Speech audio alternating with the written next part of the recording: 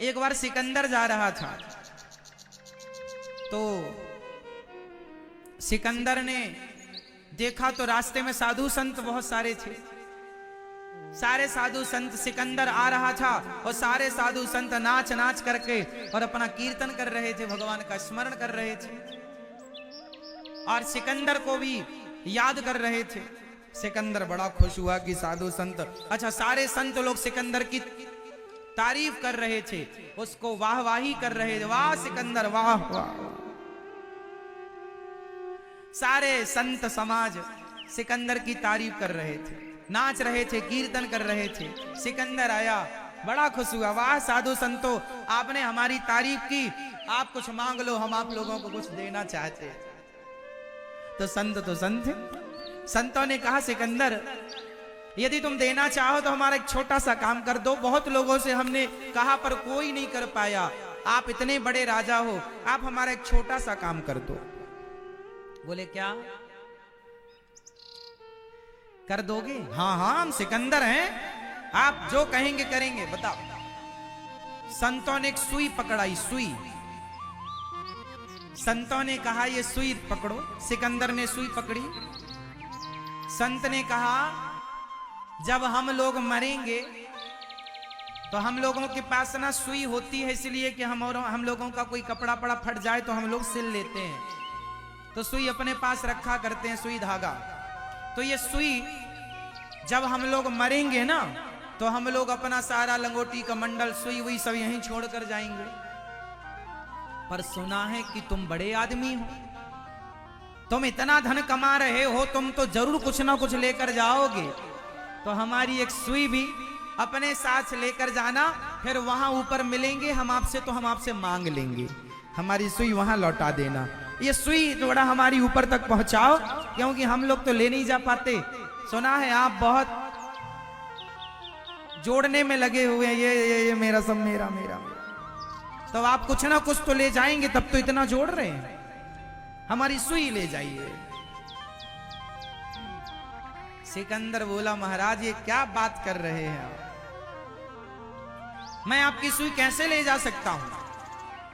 संतों ने कहा क्यों, तो तुम जा कहां रहे हो? अरे बोले फलाने राजा को जीतने जा रहा हूं। संतों ने कहा उस राजा को जीत कर क्या करोगे?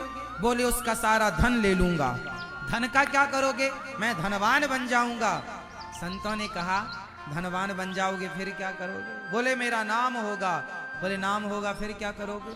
बोले मैं आराम करूंगा। संत बोले तुम इतनी माथा पच्ची करने के बाद आराम करोगे? हमारे साधु देखो वो पेड़ के नीचे ऐसे ही आराम कर रहे हैं।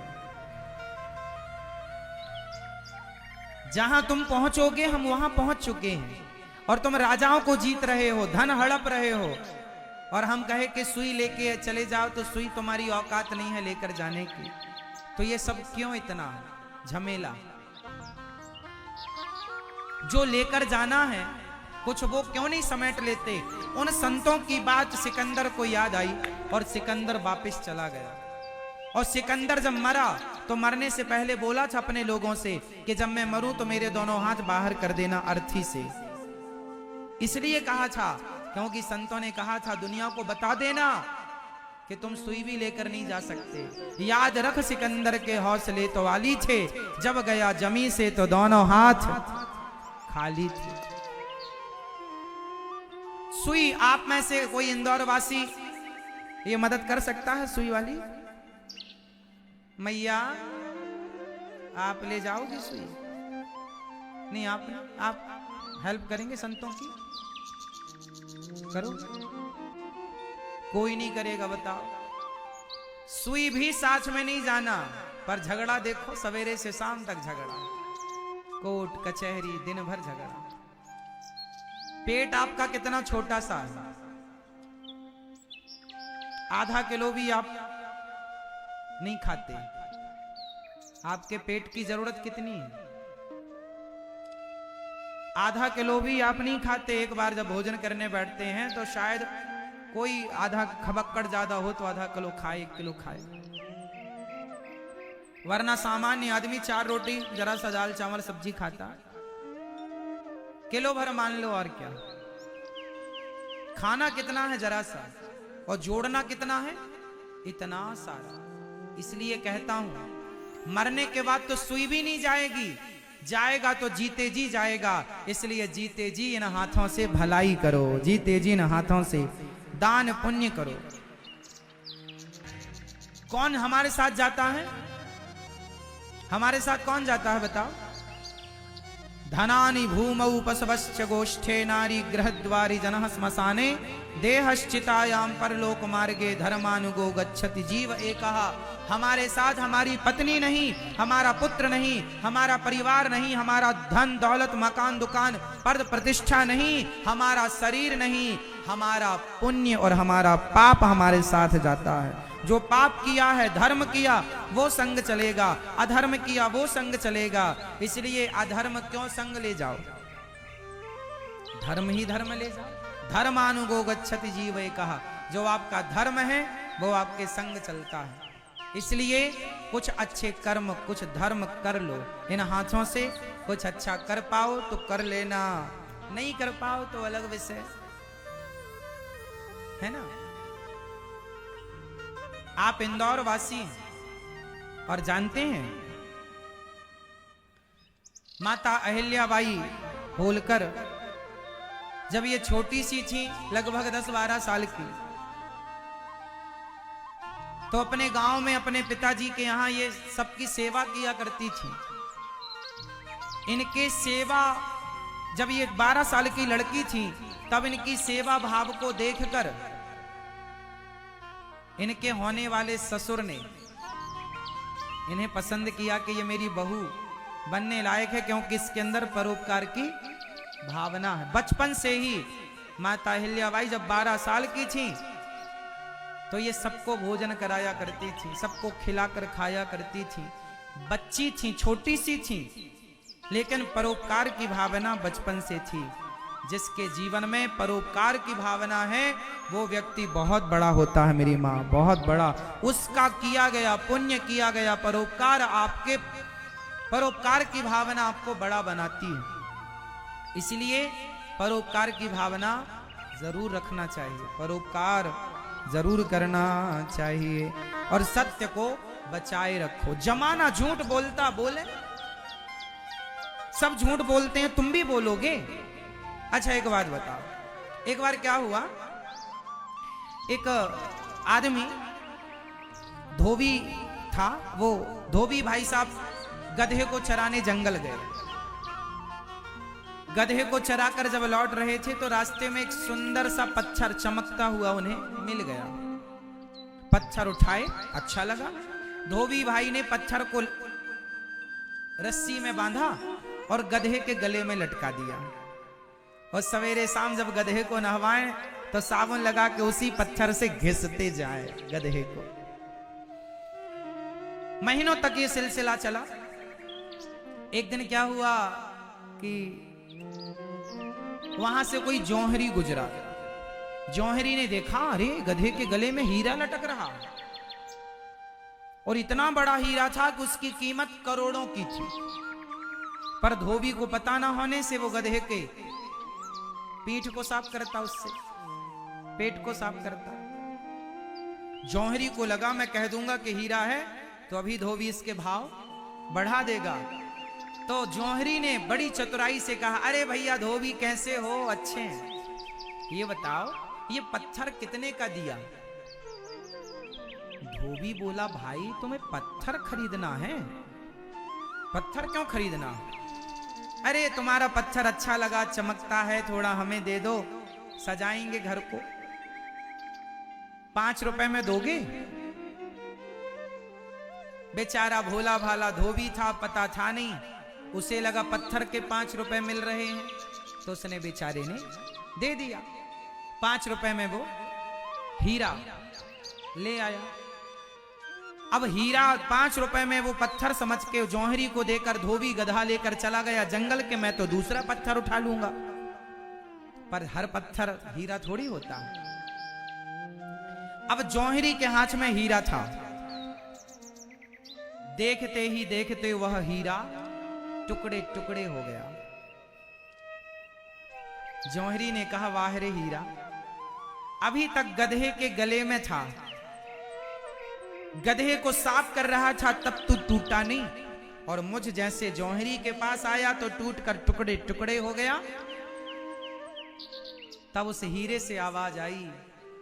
उस हीरे ने कहा, जौहरी भाई, गधे के पास मैं खुश था, धोबी के पास मैं खुश था, इसलिए कि वो तो मेरी कीमत ही नहीं जानता था। मैं उसके पास खुश था क्योंकि वो तो मेरी कीमत ही नहीं जानता था। लेकिन तुम तो जानते थे कि मेरी कीमत करोड़ों की है, और करोड़ों की कीमत थी मेरी, फिर भी तुमने मेरी कीमत कितनी लगाई? 5 रुपए। अज्ञानी व्यक्ति मेरी कदर ना करे तो समझ आता है, पर तुम जैसा ज्ञानी, तुम जैसा समझदार भी जब मेरी कीमत ना करे तो मैं तो टूट कर टुकड़े टुकड़े ही हो जाऊंगा। किसके बल पर मैं हीरा रहता? मैं हीरा जौहरियों के बल पर ही तो हूं। जौहरी कह दें कि ये पत्थर है तो जमाना लात मार के निकल जाएगा, और जौहरी कह दें किसी पत्थर को कि ये हीरा है तो उसकी कीमत करोड़ों की हो जाएगी। हीरे को हीरा हीरा नहीं बनाता, हीरे को हीरा जौहरी बनाता। जौहरी कह दें सारे मिलकर के ये पत्थर है तो जमाना उसे पत्थर मान लेगा। उस धोबी की क्या गलती थी? वो तो कीमत ही नहीं जानता था, तुम तो जानते थे। अच्छा आप बताओ, आप में से कितने लोग सच की कीमत जानते हैं? कितने लोग ये बात जानते हैं कि झूठ बोलना पाप है, नदी किनारे सांप है? कितने लोग जानते हैं? बस ये बताओ। सब जानते हैं? आपको कितने लोगों को ये बात पता है कि सच बोलना पुण्य है और झूठ बोलना पाप है? सबको पता है। समझो, वो सत्य ही हीरा है। वो सत्य ही क्या है? सत्य क्या है? हीरा है। और तुम सब इंदौर वासी, क्षेत्रवासी, तुम सब जौहरी हो। अब सत्य के हीरे की तुमने कीमत कितनी लगाई? कीमत क्या लगा रहे हो? अरे महाराज, झूठ नहीं बोलेंगे, सच बोलेंगे तो हमारी दुकान ही नहीं चलेगी। सच बोलेंगे तो हमारी दुकान नहीं चलेगी। तुमने सत्य को इतना कमजोर आंक लिया, तुमने सत्य को इतना कमजोर बना दिया। अरे सोचते क्यों नहीं हो कि जब झूठ बोलने से तुम्हारी दुकान इतनी चलती है तो सच बोलने से तुम्हारी दुकान कितनी चलेगी? जब झूठ ने तुम्हें इस मुकाम तक पहुंचाया तो सच तुम्हें कहां पहुंचाता है? विडंबना यह है कि आपको झूठ पर भरोसा है परंतु सच पर भरोसा नहीं। और एक बात बताएं, जमाना झूठ बोले तो बोले। गुरु वशिष्ठ जी ने कहा, भरत तुम राजा हो जाओ। तुम्हारे पिताजी ने कहा है राम को वनवास भेजना, तो राम चले गए, उन्होंने बात मान ली। अब तुम्हें आज्ञा है कि तुम राजा बन जाओ, तो तुम राजा बन जाओ। भरत जी ने कहा था कि गुरुजी, यदि आपने मुझे राजा बनाया तो ये पृथ्वी पानी में डूब जाएगी, रसातल में चली जाएगी। गुरु वशिष्ठ जी ने कहा, वाह भरत, रावण, कुंभकर्ण जैसे पापी इस धरती में हैं, उनके पाप से पृथ्वी नहीं डूबी। हिरण्याक्ष, हिरण्यकश्यपु जैसी पापियों के पाप से पृथ्वी नहीं डूबी। तुम जैसा भरत जैसा ज्ञानी ध्यानी यदि राजा बन जाएगा तो पृथ्वी पानी में क्यों, पाताल में क्यों चली जाएगी? वशिष्ठ जी से भरत जी ने कहा, गुरुजी, इस पृथ्वी को उम्मीद क्या रावण जैसों से है? रावण लोग तो बेईमानी करते हैं, किसी की पत्नी को चुरा कर ले आते हैं, वो तो पापी हैं। क्या हिरण्याक्ष, हिरण्यकश्यपु जैसे लोगों से ये पृथ्वी उम्मीद करेगी?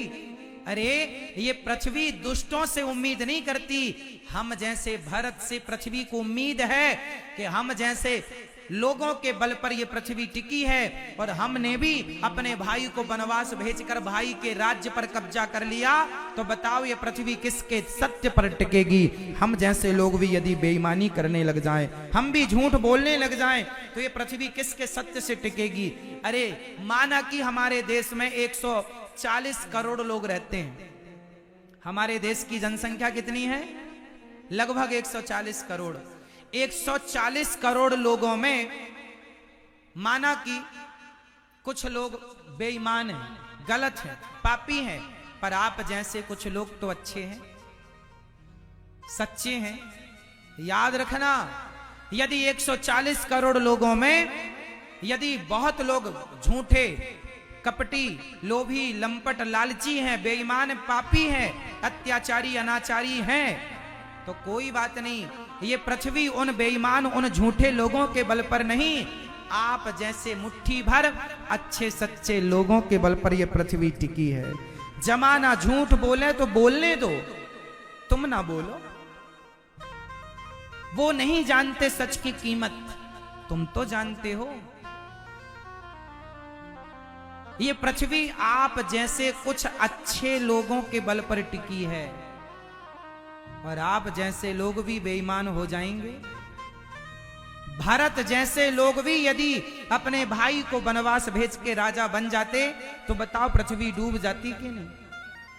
ये पृथ्वी किन के बल पर टिकी है? भारत जैसे लोगों के बल पर टिकी है। आप जैसे अच्छे लोगों के बल पर ये धर्म टिका है, ये सनातन टिका है, ये धर्म टिका है, ये पृथ्वी टिकी है। जमाना झूठ बोले तो बोले, करे बेईमानी, तुम क्यों करते हो? धोबी को तो पता ही नहीं था किसकी कीमत क्या है, पर जौहरी को तो पता था। जमाने को भले पता ना हो कि सनातन धर्म क्या है, पर तुम भारतीयों को तो पता है कि सनातन क्या है, हमारा धर्म, हमारी संस्कृति, हमारी गीता, हमारे रामायण क्या है, हमारे वेद पुराण क्या है, हमारे साधु संत ऋषि मुनि क्या है। तुम तो कीमत जानते हो, तुम तो राम नाम की कीमत जानते हो, तुम तो सत्य को पहचानते हो। सत्य के लिए दशरथ जी मर गए, सत्य के लिए दशरथ जी मर गए, और सत्य के लिए हरिश्चंद्र ने अपने आप को बाजार में बेच दिया। सत्य के लिए पत्नी तारा बिक गई, सत्य के लिए पुत्र रोहित बिक गया। ये वो सत्यवानों का देश है। जमाना बेईमान होए तो होए, पर कुछ हरिश्चंद्र जैसों के बल पर यह पृथ्वी टिकी हुई है। आप जैसे कुछ अच्छे लोग यदि धरती पर हैं तो पृथ्वी टिकी है। इसलिए जमाना कुछ भी कहे करे, उनकी होड़ तुम ना करना, अच्छे तुम रहना। जमाना बेईमान हो जाए, हमें क्या करना? तुम क्यों होते हो? तुम तो समझदार हो। इसलिए भारत जैसे लोग, उन लोगों पर उम्मीद है, हमें आप लोगों पर विश्वास है, जैसे आप लोगों को हम पर विश्वास। आप में से कितने लोगों को हम पर विश्वास है? जैसे आप लोगों को हम पर विश्वास है, उसी तरह हमें आप पर विश्वास है। हाँ? आपको विश्वास है कि अनिरुद्धाचार्य जी झूठ नहीं बोलेंगे। कोशिश करते हैं कि हम झूठ ना बोलें जानकर। हाँ, कभी कोई बात निकल जाए जो हमें भी पता ना हो कि ये बात सच थी कि झूठ थी। अभी आपने पूछा कितना बज गया, हमारे पास घड़ी नहीं और हमने कह दिया 7 बज गया, तो झूठ हो जाएगा। परंतु कभी कोशिश ये करो, हम भी कोशिश करते हैं कि सच ही बोलें, झूठ ना बोलें। आप हमसे सच की उम्मीद करते हैं तो हम भी आपसे। हाँ, हमें बेईमानी करने से 1 करोड़ रुपए मिल रहा हो तो हम उस 1 करोड़ के पीछे ना भागेंगे।